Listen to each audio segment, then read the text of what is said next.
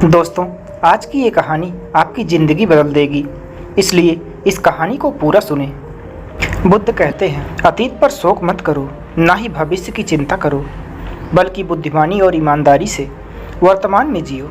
लेकिन हम कितना वर्तमान में जीते हैं? जी ही नहीं सकते। अगर जी सकते हैं तो आप कोशिश करके देख लीजिए, आपका मन और शरीर दोनों स्वस्थ हो जाएगा। आप भविष्य की चिंता में परेशान नहीं होंगे और ना ही अतीत के दुख को लेकर रोना रोएंगे, बल्कि वर्तमान में चल रही सांसें भी आपको आनंद देंगी। मैंने सुना है कि कहीं दूर एक पहाड़ की चट्टान पर एक व्यक्ति बैठा रो रहा था। वहां से एक बौद्ध भिक्षु गुजरा। उसे रोता देख भिक्षु उस व्यक्ति के पास आया और बोला, क्या यहाँ से कूदकर आत्महत्या करना चाहते हो? व्यक्ति बोला, आपने सही अंदाज़ा लगाया है। मैं चाहता तो यही था, मगर हिम्मत नहीं जुटा पा रहा।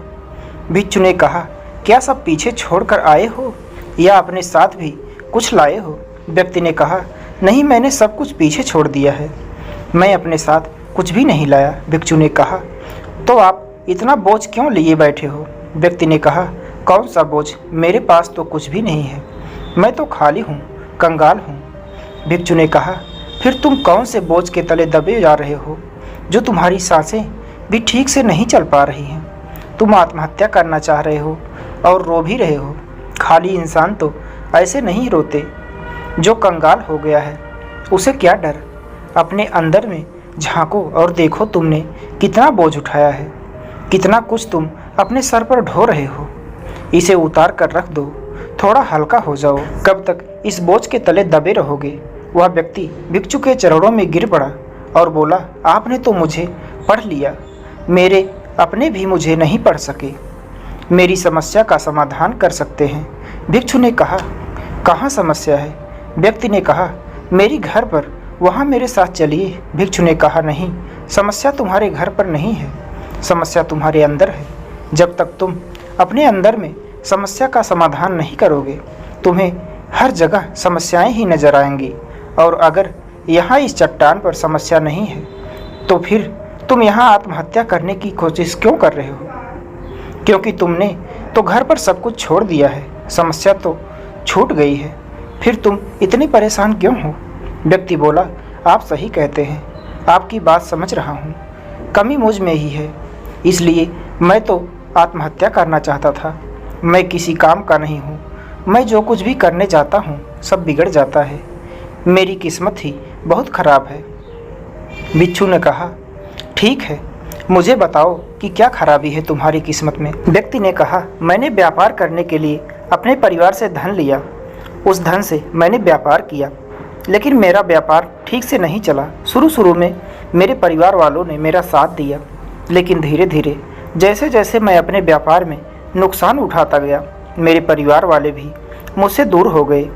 मैं सब उन्हीं के लिए कर रहा था, लेकिन वह मुझे अब इन सब का जिम्मेदार ठहराते हैं। मुझे भी लगता है कि मैंने उन सब के साथ गलत किया। मेरा एक मित्र है, उसने भी व्यापार आरंभ किया था, आज उसका व्यापार बहुत अच्छा चल रहा है। वह कभी कभी मेरे घर आता है तो वह अपने अच्छे व्यापार के बारे में बताता है। वह बताता है कि कैसे उसने अपने व्यापार को अपने दम पर खड़ा किया, कैसे उसने मेहनत की और सफलता पाई। मेरे परिवार वाले भी कहते हैं कि देख, उसे तेरे बस का कुछ नहीं है। अब हालात यह है कि मेरा घर भी गिरवी पड़ा है। भिक्षु ने कहा, क्या तुम्हें पता है तुम्हारा मित्र तुम्हारे पास क्यों आता है? व्यक्ति ने कहा, हाँ, मुझे पता है, वह मुझे नीचा दिखाने आता है, वह यह जताने आता है कि वह मुझसे श्रेष्ठ है, वह चाहता है कि मैं उसकी सफलता देखकर दुखी रहूं। भिक्षु ने कहा, क्या तुम दुखी होते हो? व्यक्ति ने कहा, हाँ, तो दुख तो होगा ही। भिक्षु ने कहा, दुख किस बात का होता है, अपने असफल होने का या मित्र के सफल होने का? व्यक्ति ने थोड़ी देर सोचा और बोला, अपने असफल होने का इतना दुख नहीं होता जितना मित्र के सफल होने का होता है। भिक्षु ने कहा, अर्थात अगर तुम्हारा मित्र असफल हो तो तुम्हें खुशी होगी? व्यक्ति ने कहा, हाँ, मुझे बहुत खुशी होगी। भिक्षु ने कहा, अर्थात तुम्हारी खुशी तुम्हारे मित्र के ऊपर निर्भर करती है। तुम्हारा मित्र चाहे तो तुम्हें खुश कर सकता है या चाहे तो तुम्हें दुखी कर सकता है। तुम स्वयं से तो ना खुश हो सकते हो और ना ही दुखी हो सकते हो। तुम अगर अपने मित्र के गुलाम हो गए हो। तुम्हारी समस्या का कोई समाधान नहीं है, क्योंकि तुम्हारी खुशियाँ और तुम्हारे दुख दूसरों के व्यवहार पर आते हैं, तुम्हारे स्वयं के कर्म से तो कुछ नहीं आ रहा। व्यक्ति बोला, ऐसा ना कहें, मुझे आपसे बहुत आशा है। भिक्षु ने कहा, जब हम दूसरों से आशा बांध लेते हैं तब हम दूसरों पर निर्भर हो जाते हैं। अगर मैं तुम्हें कोई रास्ता ना दूं तो तुम दुखी रह जाओगे, और अगर कोई रास्ता दूं तो शायद तुम्हें कुछ मिल जाए। लेकिन अगर आशा तुम अपने से ही बांधोगे तो तुम्हें सफलता अवश्य मिलेगी।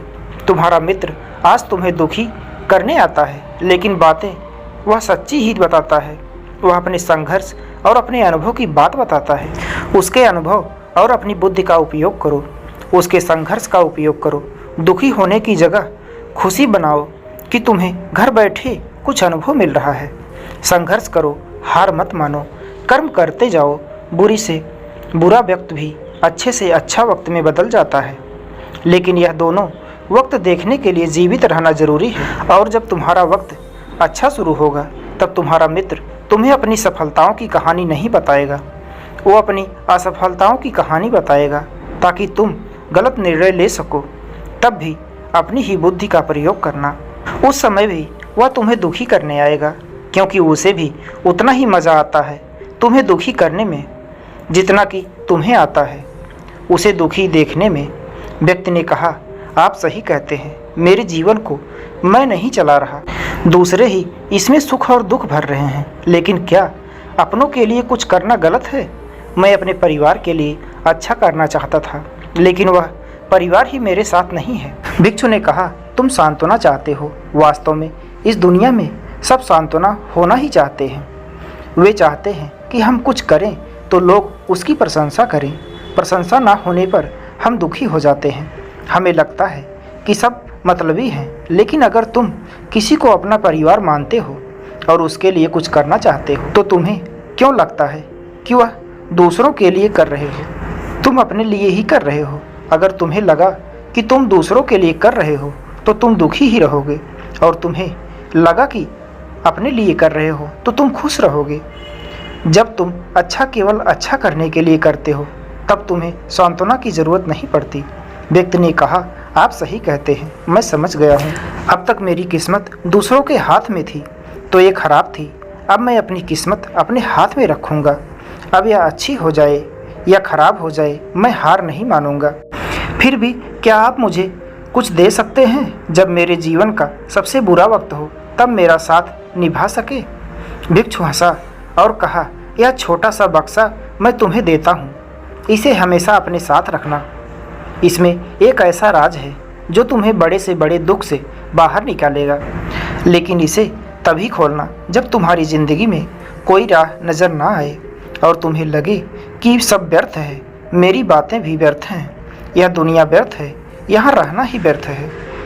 वह व्यक्ति उस बक्से को लेकर चला गया। उसने भिक्षु की बात पर अमल किया और व्यापार आरंभ किया। उसका व्यापार अच्छा चला, उसका जीवन भी बीत रहा था। परिवार वाले भी उसके साथ आ गए थे।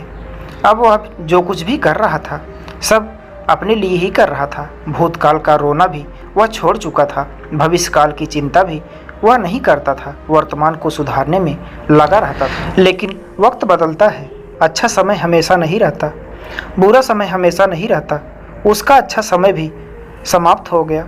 उसके राज्य पर किसी राजा ने चढ़ाई कर दी, उसका घर तबाह हो गया, व्यापार तबाह हो गया। उसे अपने परिवार के साथ वहाँ से भागना पड़ा। उसके पास खाने के लिए पैसा भी नहीं था। भूख से उसके माता पिता की मृत्यु हो गई। वह अपनी पत्नी और एक छोटे भाई और 2 बच्चों को लेकर इधर उधर भटकता रहा।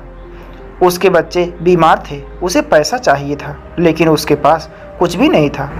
तब उसे लगा कि सब व्यर्थ है, उसका जीवन व्यर्थ है, इस पृथ्वी पर सब कुछ व्यर्थ है। सब बातें जो भिक्षु ने कही थी सब व्यर्थ है, किसी भी बात का कोई मतलब नहीं है। अंततः उसका जीवन समाप्त ही होता है। तो फिर जीवित रहकर क्या फ़ायदा? जब वह यह सब कुछ सोच रहा था तब उसकी नज़र उस छोटे बक्से पर पड़ी जो उसे भिक्षु ने दिया था। उसने उसे खोला। उसमें एक पर्ची थी जिस पर कुछ लिखा था। उसने उसे पढ़ा और ज़ोर से हंसा। उस पर्ची पर लिखा था, यह वक्त भी गुजर जाएगा। उस बक्से में एक सोने का सिक्का था जिससे उसने अपनी नई जिंदगी की शुरुआत की।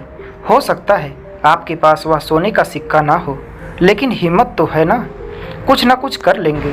दोस्तों, उम्मीद करता हूँ कि आपको ये स्टोरी पसंद आई होगी। आपको ये स्टोरी कैसी लगी हमें कमेंट बॉक्स में ज़रूर बताइएगा। और अगर आप हमारे चैनल पर नए हैं तो प्लीज़ हमारी वीडियो को लाइक और चैनल को सब्सक्राइब करना मत भूलिएगा।